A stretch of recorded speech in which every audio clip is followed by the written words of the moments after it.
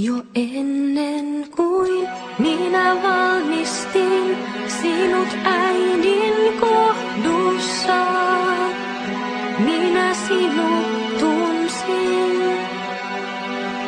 Ja ennen kuin sinä äidistä synnyt, minä sinut pyhitin, minä asetin sinut kansojen profeetaksi.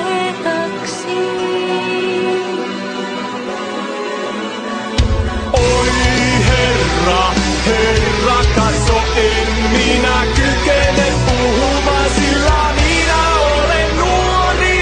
Älä sano, minä olen nuori, vaan minä ikinä vihoksi sinut lähetän ja muut kaikki, mitä minä käsken sinun puhua. Älä pelkää heitä, sillä minä olen sinun kanssasi ja pelastan sinut.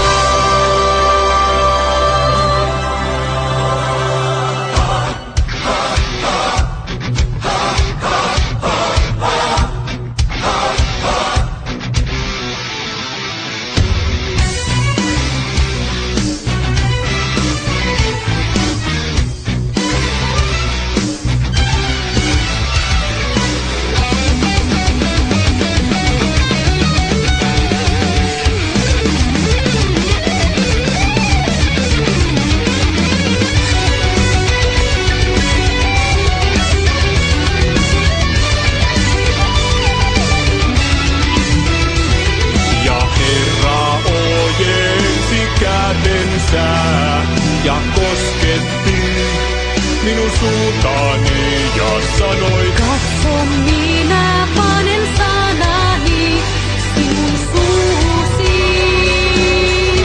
Katso, minä asetan sinut tänä päivänä yli kansojen ja valtakuntaa, repimään maasta ja hajottamaan, hävittämään ja kukistamaan, rakentamaan ja istuttamaan.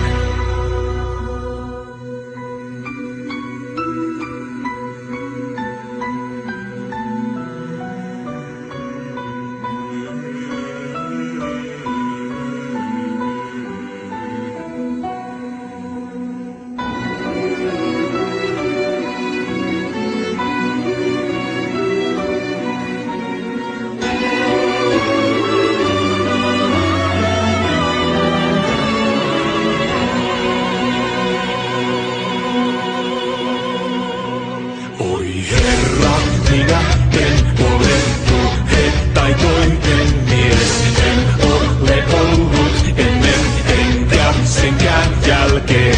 Kun sinä puhuit palvelijallesi, sillä minulla on hidas puhe ja kankea kieli.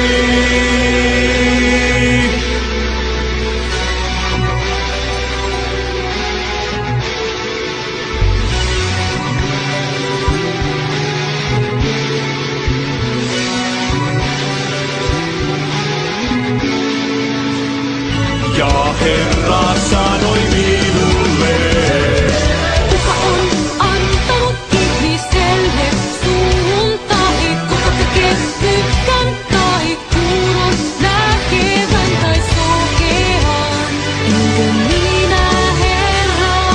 Mene siis nyt, minä olen sinun suusi apuna ja opetan sinulle,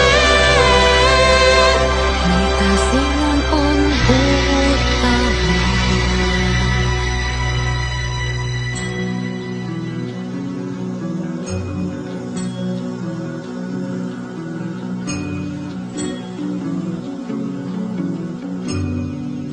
Jos minä sanon jumalattomalle, jumalaton, sinun on kuolemalla kuoltava. Mutta sinä et puhu varoittaaksesi jumalatonta hänen tiensä. tiestänsä. Niin se jumalaton kuolee synnissänsä, mutta hänen verensä minä vaadin sinun kädestäsi.